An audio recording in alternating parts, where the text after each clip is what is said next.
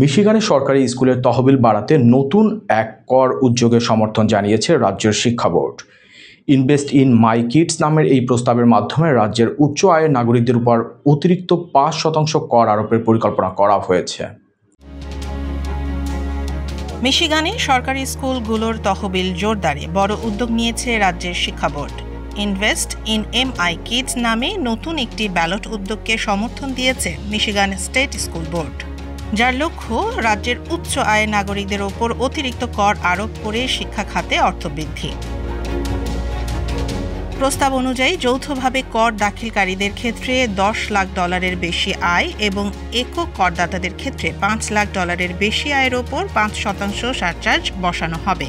সংগঠকরা বর্তমানে 2026 সালের ব্যালটে প্রস্তাবটি অন্তর্ভুক্ত করার জন্য স্বাক্ষর সংগ্রহ করেছেন। ভোটাররা অনুমোদন দিলে এই কর কার্যকর হবে 2027 সাল থেকে।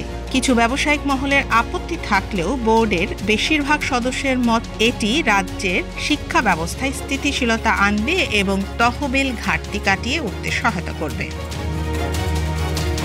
Farzana Afroz, Bangla one news desk, Michigan.